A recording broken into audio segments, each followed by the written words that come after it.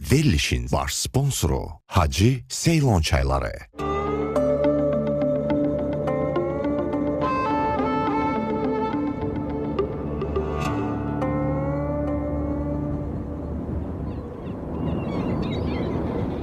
Həyatı yaşamanın iki yolu var. Biri heç bir şey möcüzə deyilmiş kimi yaşamaq, digəri isə hər şey möcüzəymiş kimi yaşamaq.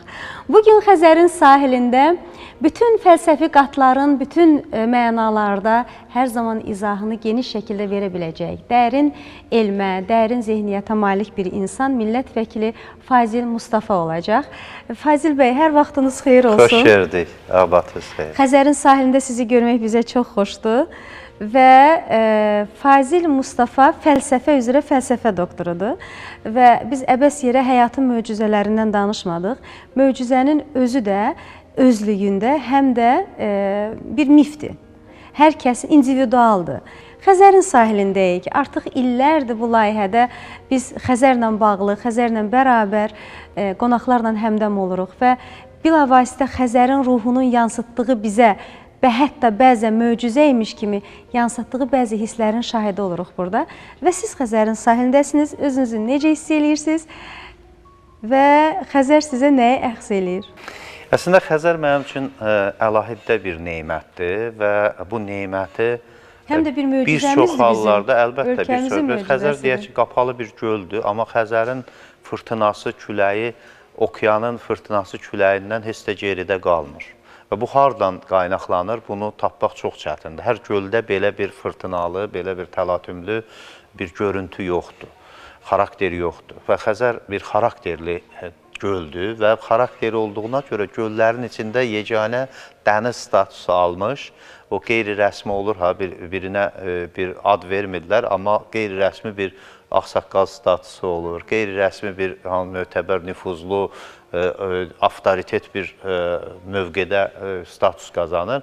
Xəzər də əslində bu göllər içində xüsusi bir avtoriteti, xüsusi bir statusu olan bir təbiət möcüzəsidir və Azərbaycan xalqına verilən bir neymətdir.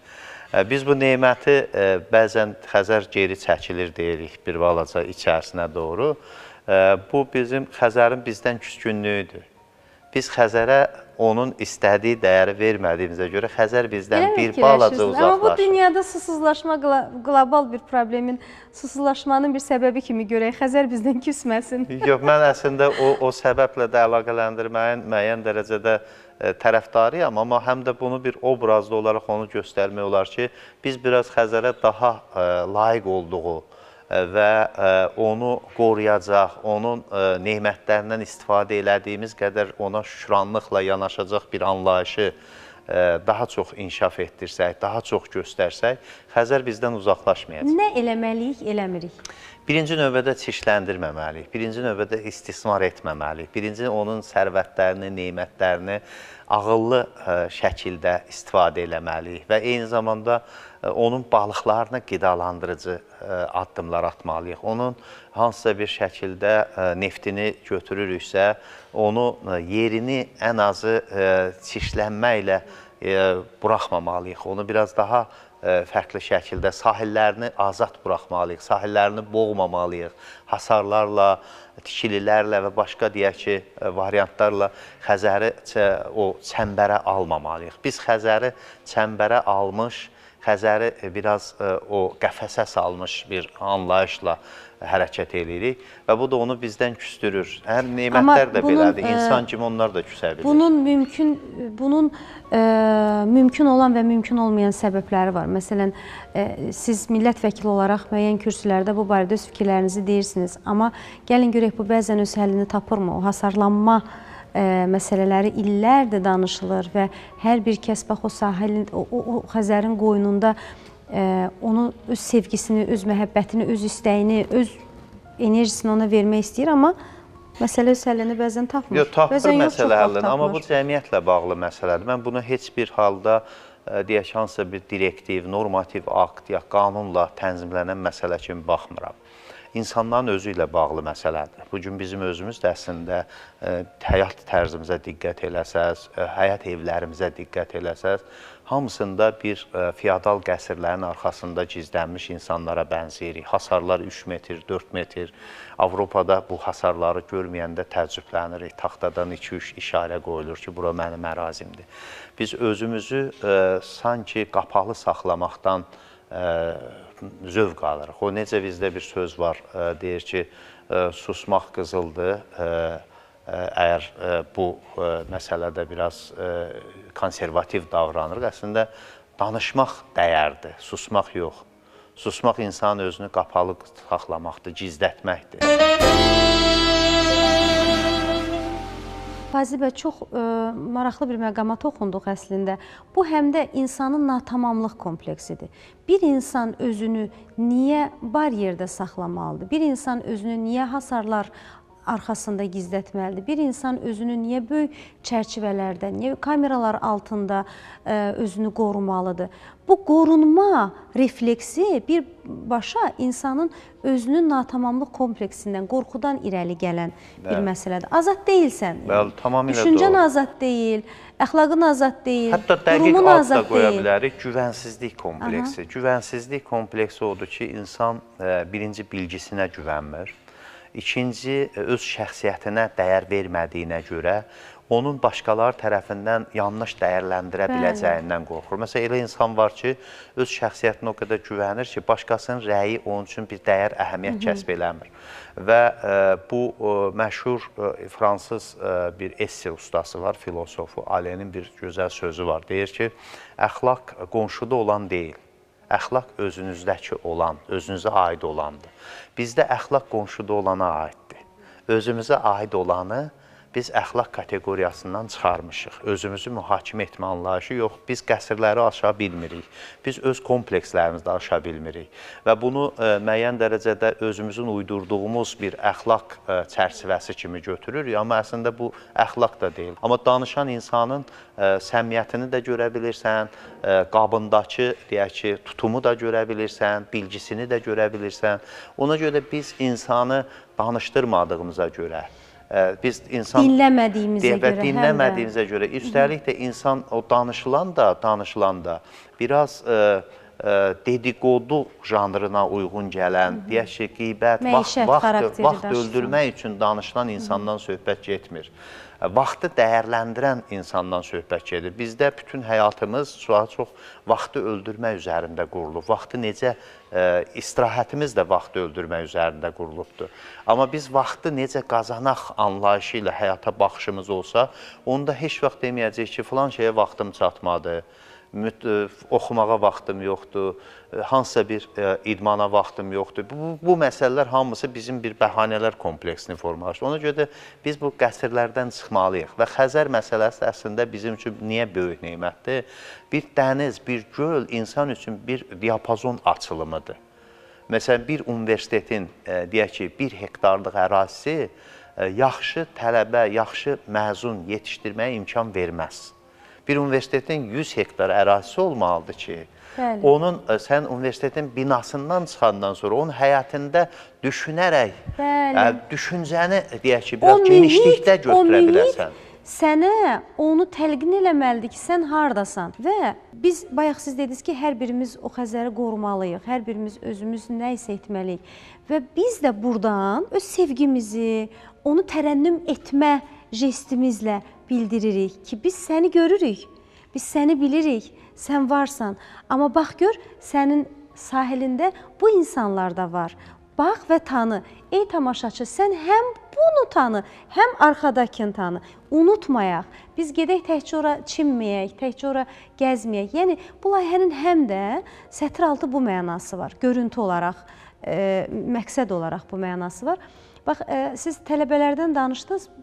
Bu tələbənin adicə bir universitetin darvazasından içəri girməsi, qapısından içəri girib o mühiti alması onun üçün artıq bir plusdur. Onun parta arxasında əyləşib həmkarları ilə adaptasiya olunması 2 plusdur. Onun gəlib müəllimi tanıması 3 plusdur. Yəni, nəhayət elm səviyyəsinə çatana qədər bu uşaq mühitdə formalaşmalıdır. Bizdə isə universitetlərin siz deyən kimi böyük bir ərazisi yoxdur. Tələbə dərsdən çıxır, birbaşa ticarət.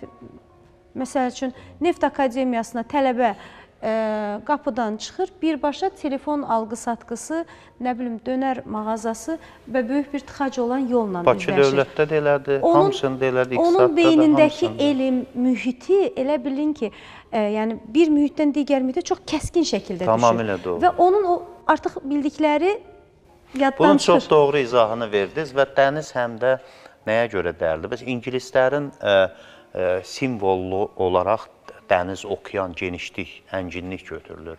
İngilislər dünyaya genişlikdən baxa bilirlər. Baxa bildiyinə görə böyük imperiya yarada biliblər. Baxış bucağını dəyişir, bir xalqın, bir cəmiyyətin baxış bucağı.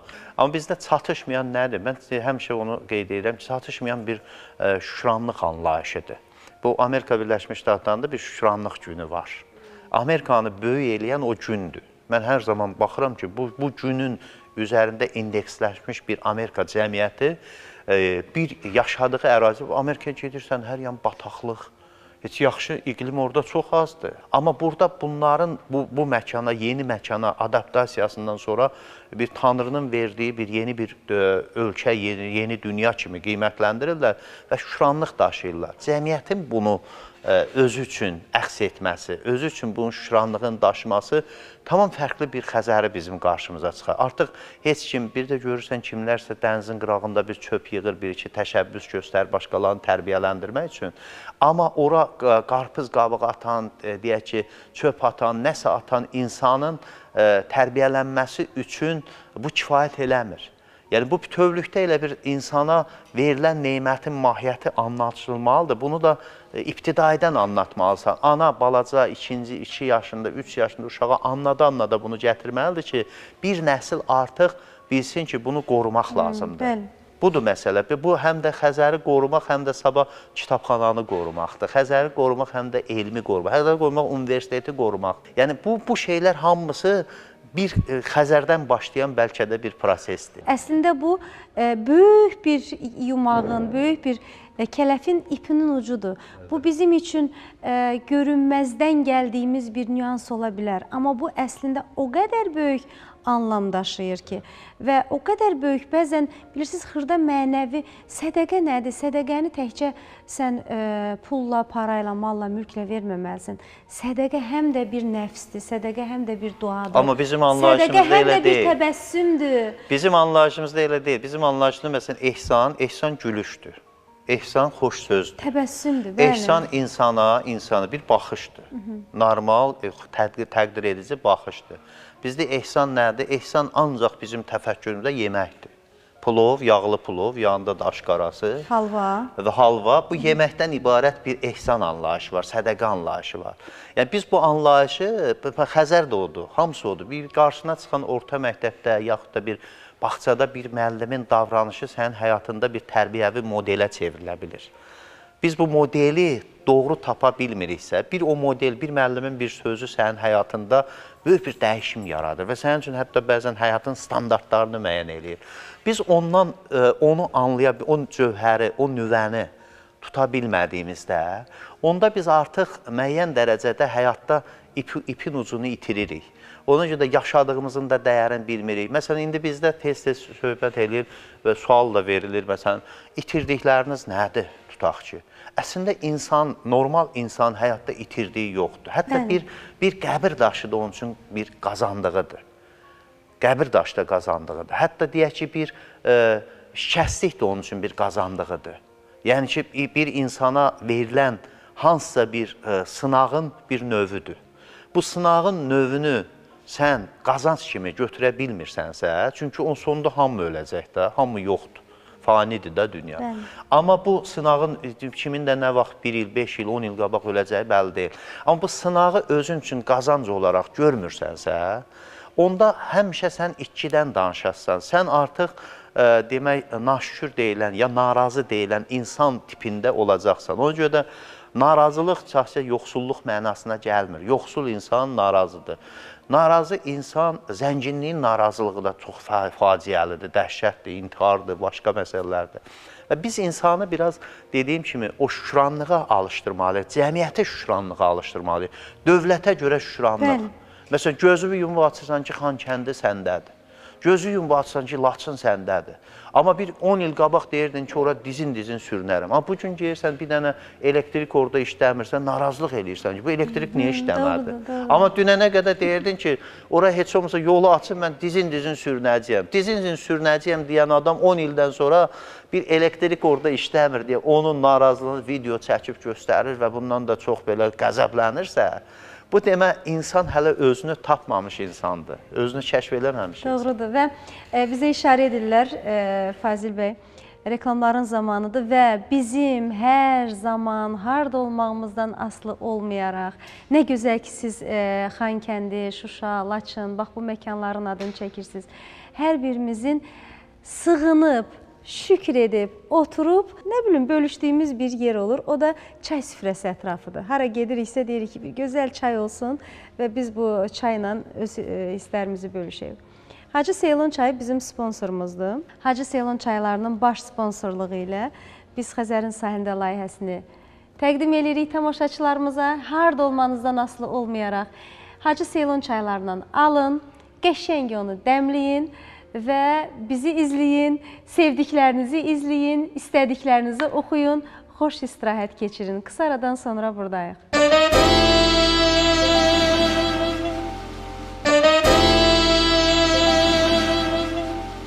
Reklamlarımız bitdi. Hacı Seylon çaylarının baş sponsorluğu ilə biz Xəzərin sahilindən hər birinizi salamlayırıq. Hər birinizə süfrə ətrafında gözəl dəmlənmiş əsl çayı təklif eləyirik, məsləhət görürük. Çünki onun faydaları çoxdur və ümid eləyirik ki, hər biriniz də məhz bu seçimi edəcəksiniz. Bugün Xəzərin sahilindənin seçimi millət vəkili, fəlsəfə üzrə, fəlsəfə doktoru, ziyalı, alim Fazil Mustafadır.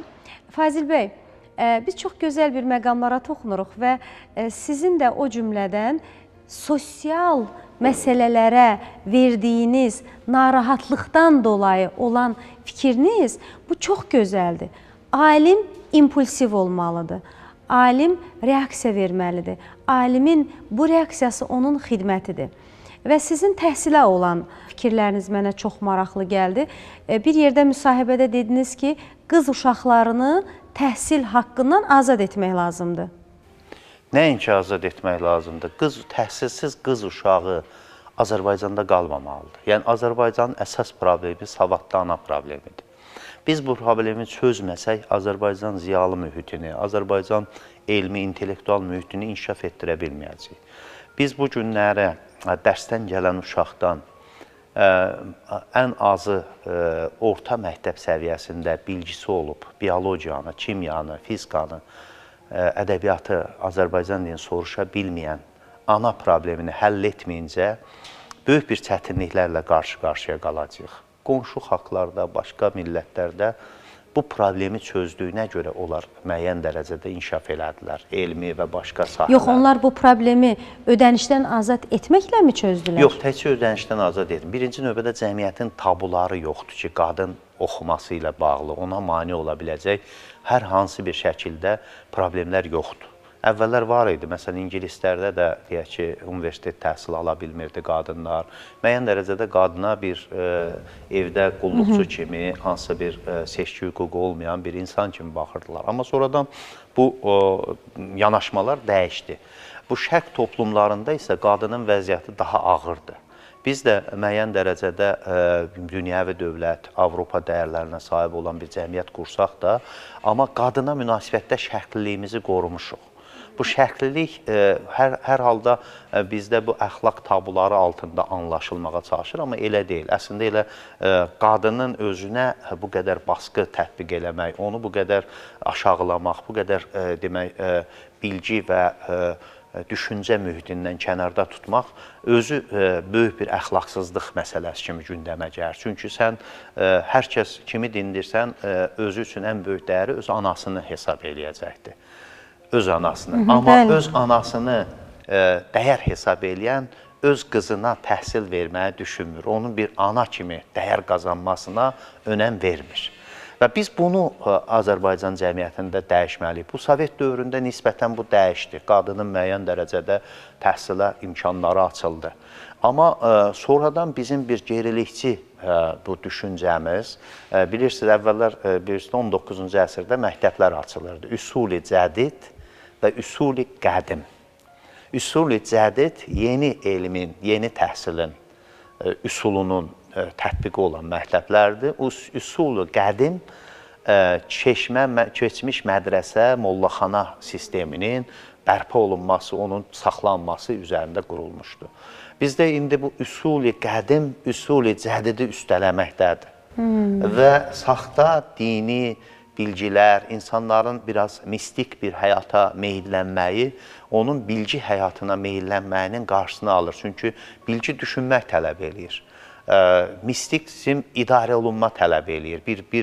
Deyək ki, mistik bir dəyərlər var, sən artıq onun tabeliyinə keçirsən, o istədiyi şəkildə sən həyatını ona bağlayırsan. İkinci, qızlar üçün yataqxana tikən, iş adamlarının vergidən azad olunması önəmli şərtdir. Təkcə dövlət bu işi götürənməz. Bölgədə yaxşı imkanı olan iş adamı var. İmkan verin bu məktəb açsın. Baxın, Azərbaycanda Lənkəranda, Masallı zonasında Məryəm xanım adında bir, demək, Bayraməli bəy adında bir maarifçi olub o dövrdə, onun qızı. 20 yaşında məktəb direktoru olub. Təsəvvürlə ki, Cənub bölgəsində qız məktəbinin açılması, onun idarə olunmasında böyük rol olub. Demək, imkan yarananda o dövrdə buna çıxan belə bir maarifçi qadınlar bu dövrdə də çıxacaqlar. Qadın əllərindən uzaqlaşmış insanların biz yenidən bir fərqli formada təhsillə qaytara bilərik yeni dövrə, cəmiyyətə. Və artıq onda ailə dağılmaları da bu səviyyədə olmayacaqdır. Çünki səviyyəli, düşüncəli qadın həm də kompromisə gedən qadındır. Savadsız qadın kompromisə getməz. Savadsız kişi kompromisə getməz. O oxumuş adam hardasa bir yerdə kompromisə gedir və ailəni qoruya bilirlər. Və bu problemlər hamısı bir-biri ilə bağlıdır. Ona görə də qız məktəblərinin açılması vacib şərtdir. Qızların təhsildən azad olunması vacib şərtdir. Baxın, Hacı Zeynalabdin Tağıyevin o dövrdə açdığı qız məktəbinin yetişdirdiyi qadınlar hamısı sonradan cümhuriyyət quran kişilərin həyat yoldaşları oldu. Çünki ideologiya, onu o dildən anladı. Nəsib bəy Yusif Bəyliyin dəstəyi birinci xanımı Şəfiqə xanım. Şəfiqə xanım olur. Bir yerdə dərgi buraxılır, qadın dərgisi buraxırlar. Nəsib bəyin ikinci yoldaşı da, o da Şəfiqə xanımın yoldaşı. Əbdürrəhim bəy Haqverdiyevin yoldaşı. Bu demə Nəsib bəy Maarif naziri olanda, Maarif nazirinin əsas yükünü həmən xanım aparırdı. Demək istədiyim odur ki, biz bunu bir dövlət qurulmasında qadının nə qədər böyük rolunu biz bir tarixin 20 ilində görmüşük. Fazil bəy, baxın, siz danışırsınız və bu danışdıqlarınız çox gözəl, çox pakizə, əla. Amma bax, bunun təkcə sözdə deyil, əməldə həyata keçməsi üçün konkret bir proqram olmalıdır. Yəni, onlara, o dediyiniz iş adamlarına şəraitlər, onlara təkliflər, onlara hansısa formada nələrsə olunmalıdır. Və Fazil Mustafa bilirəm, ancaq düşündüyünü deyə biləcək iqtidardadır deyə, onu deyə bilir. Yəni, bir millət vəkili və bir alim ancaq bunu eləyə bilər. Amma bax, bu bir, dediyim kimi, proqram çərçivəsində öz həllini tapmalıdır ki, ona uyğun hər kəs öz işini görə bilsin. Biz bu barədə çox danışa bilərik. Xəzərin sahilindəyik və Xəzərin sahilində bugün Fazil Mustafa şəxsiyyəti, Fazil Mustafa fəlsəfəsi, fəaliyyəti bizim mövzumuzdur. Və əlbəttə ki, Fazil Mustafanın da bu cəmiyyətin içərisində, bu proseslərin içərisinə qaynayıb biçdiyi bir mühit vəziyyət var. Fazil bəy, nə sizi şəxsən, nə sizi özünüz üçün, cəmiyyəti qoyuruq kənara. Fazil Mustafa özü ilə təkbətək qalanda nəyə daha çox şükranlıq edir, nəyə daha çox kaş ki bu olaydı deyir. Yaxşı ki ilə kaşkinin arasında qalanda hansı daha çox ona üstünlük verir? Yox, əlbəttə mən daha çox kaş ki sözünü heç vaxt işlətmirəm. Həyatın heç bir dönəmi üçün də peşmançılıq duyğusu yaşamıram. Hər bir şeyə bir təcrübə kimi baxıram. Hər bir şeyə bir pilləkən kimi baxıram. Yəni bir pillə buradan keçməli idim. Biraz axsayaraq keçdim, biraz əziyyətlə keçdim, biraz bir rahat keçdim. Bunlar önəmli deyil. Önəmli odur ki, o pilləni qalxmalısan. Pillə də qalxandan sonra da bilirsiniz, bizdə hər zaman söyləyirik, dünyanı dəyişmə anlayışı var. Dünyanı dəyişmədən öncə insanın yaşadığı dünyada özünü dəyişməsi vacibdir. Özünü və tez-tez dəyişməsi vacibdir. Təbii ki, insan müəyyən şəxsiyyət modelini tam dəyişmirsən, olduğu kimi qalır. Fikirlər dəyişməlidir ki, cəmiyyətin reallıqlarına uyğunlaşsın. Sizin dəyişmənizə həm də ciddi bir vəziyyət səbəb oldu. Fazil Mustafaya sui-qəsd olundu və bu böyük bir hadisə idi. Bu Fazil Mustafaya necə təsir elədi? Fazil Mustafa sui-qəsddən əvvəl və sonra. Təbii ki, bunu fiziki mənada götürsən, böyük bir təsir oldu. Yəni, müəyyən dərəcədə xəsarət indiyə qədər də müalicəm davam edir. Mənim kimi aktiv idman həyatı yaşayan adam üçün bir illik, il yarımlıq fasilə çox ağır bir şeydir. Və eyni zamanda da ailənin yaşadığı stres, yəni bu bəlkə başqa bir məkanda olsaydı o qədər təsir edici olmazdı, amma evin, ailə üzvlərinin, qızımın gözünün qarşısında bu hadisənin müəyyən dərəcədə baş verməsi o müəyyən bir stres yaşatdı.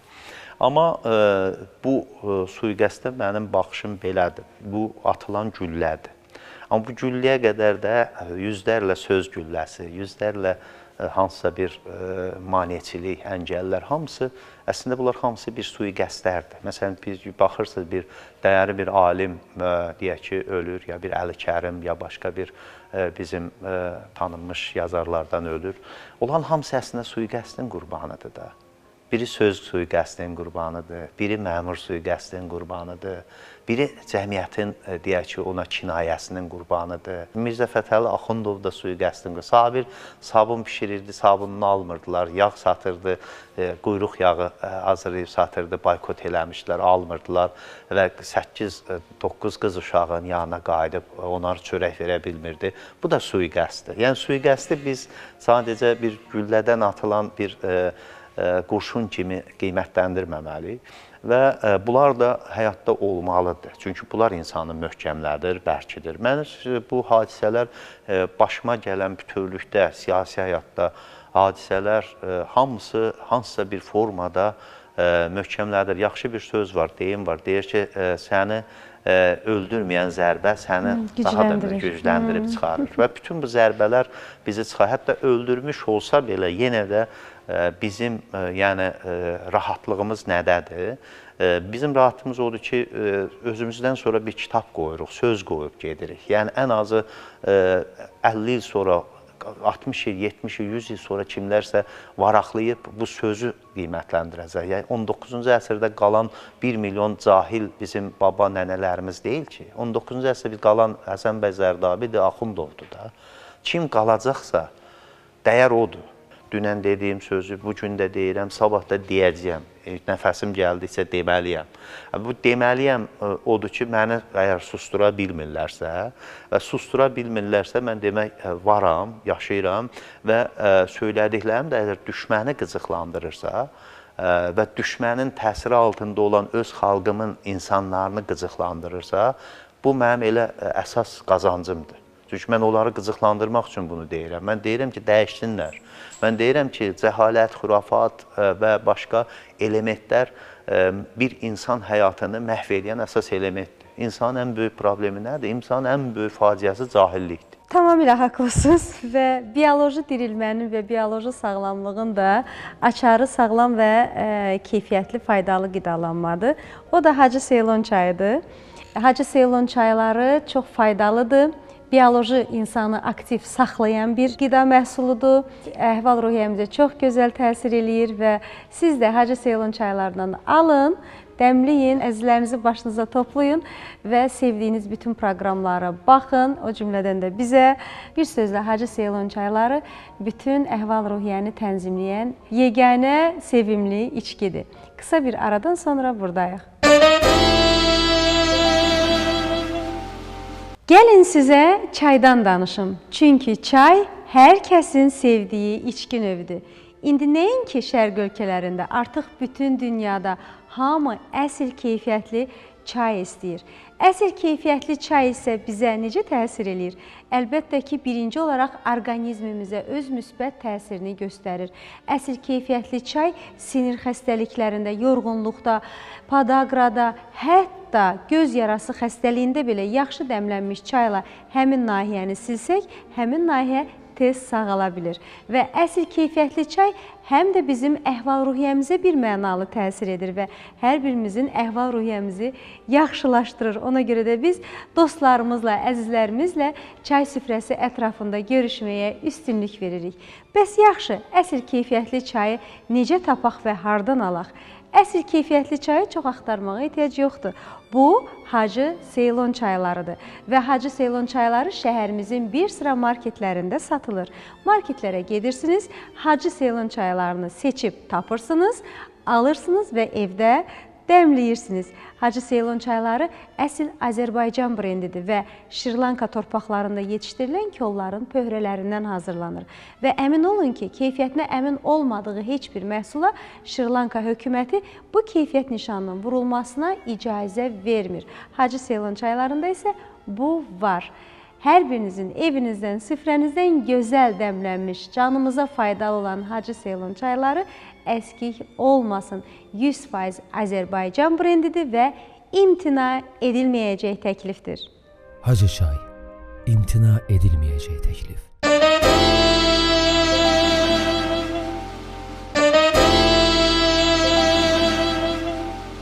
Hacı Seylon çaylarının baş sponsorluğu ilə Xəzərin sahilindən bir daha sizi salamlayırıq. Yenicə qoşulan tamaşaçılarımız, hər birinizin hər vaxtınız xeyirli, uğurlu olsun. Gözəl bir çay dəmləyin, bu Hacı Seylon çayı olsun və bizi izləyin. Vaxtınız olanda Xəzərin sahilinə gedin, bizim gözəl Xəzərimizə öz sevgilərinizi verin, sevdiklərinizlə, söhbət edəndə ruhunuzun sakitləşdiyi bir adamla zaman keçirin, hər zaman mütaliə eləyin. Bəzən biz, Fazil bəy, bu sözləri deyirik, bu sözlər bilirsiniz nəyə bənzəyir? Sanki bir gəncə, bir uşağa hansısa məsləhəti verirsən, deyir, yəni ümumi sözlərdir. Amma bu gəlişi gözəl ümumi sözlər deyil. Bu müəyyən təcrübənin sonunda siz də, mən də və daha bunu dadmış insanlar başa düşür ki, mütaliə eləmək, sevdiyin insanla bərabər olmaq, özünü mənəvi zorlamamaq, olduğun məkanın sənə nəyin yaxşı, nəyin pis olduğunu seçə bilmək, o, həmin o insanın özünə yaxşıdır. Onun özünün rahatlığına yaxşıdır. Fazil Mustafa bugün filosofdur, yəni fəlsəfə üzrə fəlsəfə doktorudur. Filosofun ruhu onun düşüncələrindədir, şairin ruhu onun ürəyindədir. Kitablar yazırsınız Fazil bəy, söhbətlər eləyirsiniz və ünsiyyətdə olursunuz, kommunikativ bir adamsınız, sosial adamsınız.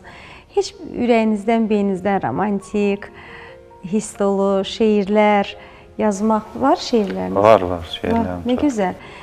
Bax, bu Xəzərin sahildə sizin şeirinizi əzbər bilirsiniz, bəzən şairlər öz şeirlərini əzbər bilmir. Bilirəm bəzi şeirləri, amma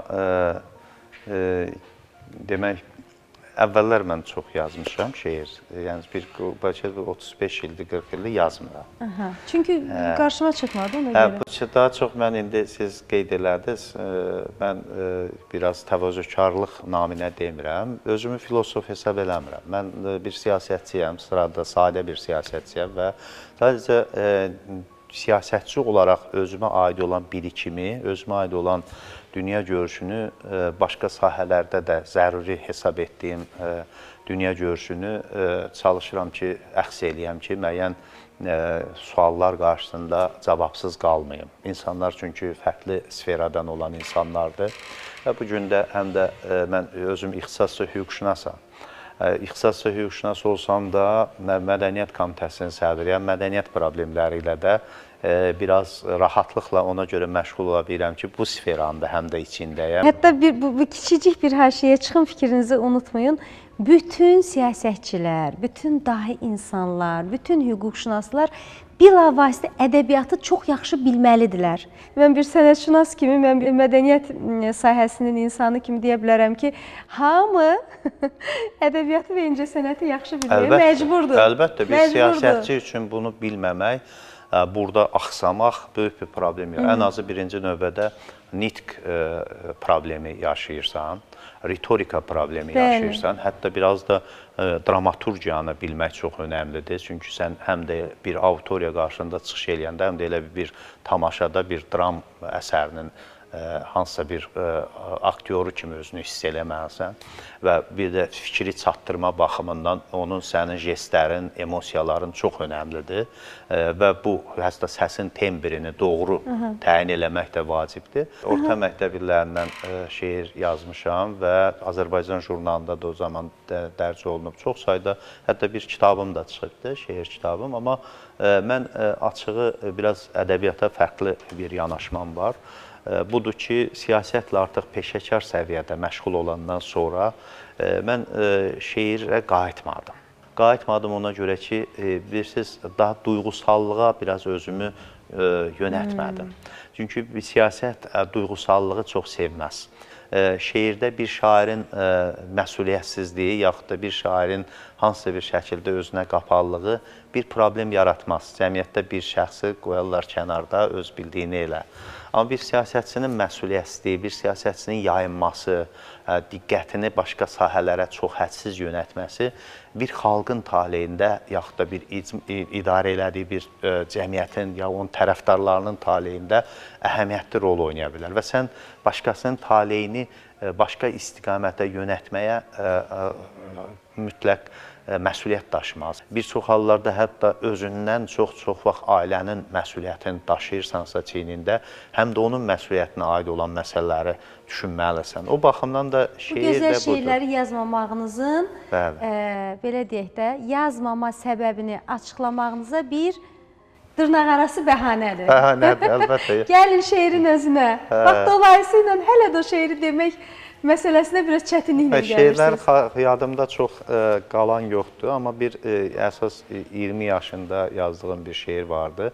O da iqtibası belə idi, kim ki 20 yaşında üsyan eləmir, onun ürəyi yoxdur. Kim ki 40 yaşında üsyan eləyir, onun ağlı yoxdur. Əslində bu bizim həyatda da yaşadıq bunu. 20 yaşında hədsiz üsyankar, hədsiz hər şeyə bir inqilabçı bir xarakterə sahib olan insan 40 yaşından sonra daha mötədil, daha cəmiyyətlə tarazlı bir münasibət qurmağı çalışan insana çevrildi və orada bir-iki bəndini deyə bilərəm. Öz yolumu adladım mən 20 yaşım üsyan elə, Allahıma od dedim mən 20 yaşım üsyan elə.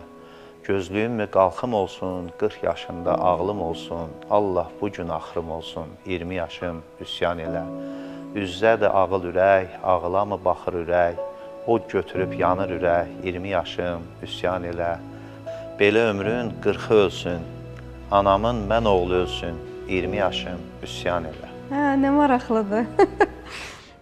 Fazil bəy, biz sizi əlbəttə ki tanıyırıq, bilirik və bu verilişin hazırlayanda spesifik xüsusiyyətləri var və mən həmən mütləqdir ki, o adamları araşdırıram bir daha. Və sizin yaxın dostlarınız var, sizə qiymət verənlər var. Bugün 2 nəfər sizə sual verəcək və mən istərdim ki, siz o sualları cavablandırasınız. Hazırsınız? Buyurun. Sizcə kim ola bilər? Təyin eləmək biraz çətindir, çünki dostlarım çoxdur və sual verə biləcək insanlar. Gəlin, mən sizi çəkinlik qarşısında. Sizin kimə əli çatıb, onu bilmirəm.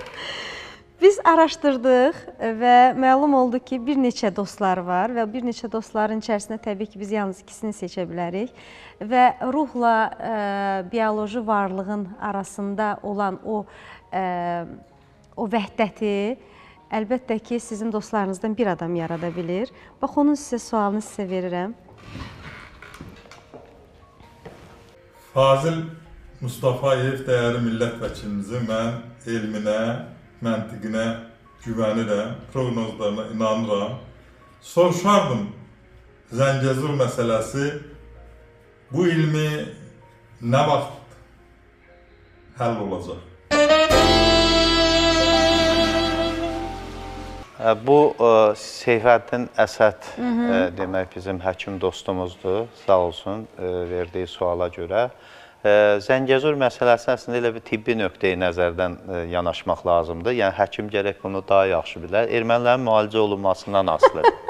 Yəni, bu xəstəliyi necə tez müalicə eləsək, bu açılacaq. Çünki bu, bizdən çox erməni xəstəliyinin müalicəsini asılır. Ona görə də həkim öz reseptini versin ermənilərə. Bunları necə sağaldaq? Çünki bu siyasi cəhətdən sağaltmaq çox çətindir. Biz artıq dəmir yumruğuna müəyyən işləri gördük. Amma bu xalqın uzun illərdir genetikasında artıq bir düşmənçilik duyğusu, türkçəfobiya bir anlayışı yerləşibdir. Bunun müalicəsindən asılı olacaq. Bu tez müalicə olunsa, çünki bunun ən yaxşı yolu... Məsələ də budur ki, bunlarda xronikləşib vəziyyət. Xronikləşib, amma yenə də məsələn, insan siqaret çəkir, kompleks müalicə lazımdır. İnsan siqaret çəkir, içki içir və bundan əziyyət çəkir, alkoqolizmdən başqa. Amma bir dəfə ağır xəstəliyə düşər olur, artıq həkim deyir ki, siqaret çəksən öləsən, içki içsən öləsən, sabah görürsən ki, o hamısı da atdı, ölümün qorxusundan bunları etmir. Amma o qorxu, ölüm, məhv olma riskini görəndə onlar həmən sağalacaqlar, siqareti də atacaqlar, içkini də atacaqlar. Diplomatik cavabıydı Fazil bəy. Zəngəzur dəhlizi də o zaman açılacaq. Bu bir diplomatik cavabıydı. Daha bir dostunuz sizə sual verir. Sizcə kimdir? Yenə də mənim müəyyən eləməz, sürpriz oldu. Məsələn, Seyfəddin həkimin belə bir sual verməsi, sürpriz oldu. Daha bir sürprizə hazır olun. Buyurun. Fazil bəyin dostu kimi mən deyə bilərəm ki, Fazil bəy elə gənclik yaşlarından mütaliə ilə məşğuldur, gənclik yaşından özünə kitabxana qurmaqla məşğuldur və təsadüfi deyil ki, Azərbaycanda ən böyük kitabxanalardan birinin sahibidir. Və mən Fazil bəyə bir sual vermək istəyərdim ki, yaşad olduqca onu daha hansı ədəbiyyatlar cəlb eləyir? Dini ədəbiyyatlarmı, fəlsəfə ədəbiyyatlarmı? Və mən başqa bir sual vermək istəyərdim ki, Fazil bəy indi hansı kitablar üzərində işləyir? Onun 20-dən çox maraqlı kitabı var. Durmadan, usanmadan kitab alır, kitabxananı sonsuz bir məkana çevirmək istəyir. Başqa tərəfdən biz tanınmışlar adətən kitab mağazasında ya bukinistdə olarkən ətrafımızdakı insanların diqqətini cəlb edirik. Ən maraqlı hadisə kimi hansı hadisəni xatırlaya bilər bukinistdə, kitab mağazasında? Suallar çox oldu. Sual çox oldu. İndi elə sonuncudan başlayaq ki, biz bukinist mağazalarında tez-tez baş çəkirik və orada həm o mağazaların yaşaması üçün demək baş çəkirik ki, o yaşasın. Və ən böyük problem odur ki, Azərbaycanda bukinist mağazaları zirzəmidədir. Bu deməkdir ki, Azərbaycanda hələ ki, kitab zirzəmidədir. Kitab zirzəmidən çıxmalıdır. Kitaba münasibətin bariz göstəricisidir. Kitab üst mərtəbədə olmalıdır, nəmişlik olmayan yerdə. Kitab zirzəmidədirsə, demək bizim həm də müəyyən mənada düşüncə mənbəyimiz zirzəmidədir. Bu zirzəmidən çıxartmaq lazım və onu qorumaq lazımdır. Və biz bukinistdə köhnə kitablar, maraqlı kitablar tapanda sevinirik ki, demək, əvvəllər köçüb gedən insanlar bu kitabları verirdi. İndi köçüb gedən insanda da kitab yoxdur. Köçüb gedən insan sosial şərtlərlə köçüb gedir və bukinistdə kitab vermir. Və bu da bir qərbə paradoksdur. Amma bütövlükdə yaradıcılıq baxımından mən indiyə qədər bir 28 kitabım çap olmuş müxtəlif mövzularda. Fikirləşirəm ki, müəyyən dərəcədə cəmiyyətimizin cəhalətini ortadan qaldıra biləcək bir əsər yazmağı düşünürəm. Yəni, bunu mən, bizim bu cəhalət bizi 21-ci əsrdə əldə elədiyimiz nailiyyətdən 19-cu əsrə geri çəkə bilər. O gücə sahibdir, artıq o gücdədir. Cahil çoxluğu mütərəqqi azlığını boğub, onun qazandığı dəyərləri, cümhuriyyət dəyərlərini yoxa çıxara bilərlər. Və bu istiqamətdə çalışmağa özümü qərarlaşdırmışam. Amma bütövlükdə hesab edirəm ki, yəni bundan sonraki mərhələdə yenə də fərq qoymadan dəyərli əsərləri oxumaq. Yəni artıq mənim üçün ideoloji əsər anlamı yoxdur, dini əsər ya filan yoxdur. Ağıllı fikir var. Fazil bəy, sizlə saatlarca danışmaq olar. Biz sizə bugün Xəzərin sahilindən bizi və tamaşaçıları salamladığınız üçün təşəkkür edirik və sizə Hacı Seylon çaylarından hədiyyəmiz var və ailə üzvlərinizlə bax bu çaydan dadarsınız. Bu çay əsl Azərbaycan brendidir və Şri-Lanka torpaqlarında yetişdirilir. Bax bu qalagramanı Şri-Lanka hökuməti keyfiyyətinə əmin olmadığı heç bir məhsula vurmur. Amma Hacı Seylon çaylarında bu var. Bu keyfiyyət nişanıdır. Gəldiyiniz üçün təşəkkür edirik. Sağ olun. Ümid edirik ki, ağız dadına uyğun olacaq və bizi bəyənəcəksiniz. Bir məsələ də deyim, mən bu çayı hökmən içəcəyəm ona görə ki, bu cür gözəl verilişə sponsorluq eləyən belə bir əgər şirkət varsa, onu mütləq dəyərləndirmək lazımdır. Və Hacı şirkəti, ümumiyyətlə Hacı Seylon çayları və bu şirkət sözün əsl mənasında onlar üçün bir prioritet məsələ var. Bizim milli mənəvi dəyərimizi qorumaq. Qarabağlıdır və biz Qarabağlıyıq hər birimiz və bunun üçün təbii ki, biz də təşəkkür edirik. İndi həm də Zəngəzurluyuq. Qarabağı həll eləyəndən sonra Zəngəzur, sonra Qərbi Azərbaycanlı olacaq. Yəni problemləri həll elədikcə bütöv Azərbaycan, bəli, bütöv Azərbaycan naminə iri addımlarla biz gedirik. Təşəkkür edirəm gəldiyiniz üçün, var olasınız. Bax belə əziz bizi izləyənlər, əziz bizi gözləyənlər, biz Fazil Mustafa fəlsəfəsinə, Fazil Mustafa fəaliyyətinə, Fazil Mustafa yaradıcılığına müraciət etdik. Xəzərin sahilindən sizlə qonaq olduq. Nə qədər sizə maraqlı olduq bilmirik, amma biz ümid edirik ki, sizin üçün maraqlı olacaq. Ardı var deyərək gələn həftənin bu günü yenə də sizinlə görüşəcəyik. Bu məkan yaxt klubdur, məkanımız Xəzərin qoyunudur. Əynimdəki bu libas isə My Love butikinə məxsusdur. Kəmalə xanıma təşəkkür edirik və bütün hallarda, harda olmanızdan asılı olmayaraq, kiminlə olmanızdan asılı olmayaraq, ən əsası odur ki, hər bir kəs öz məni ilə bərabər xoşbəxt olsun. Bu xoşbəxtlik isə bir tək hissə güvənir, sevgiyə. Hər birinizə bol sevgilər arzusu ilə hələlik söyləyirik.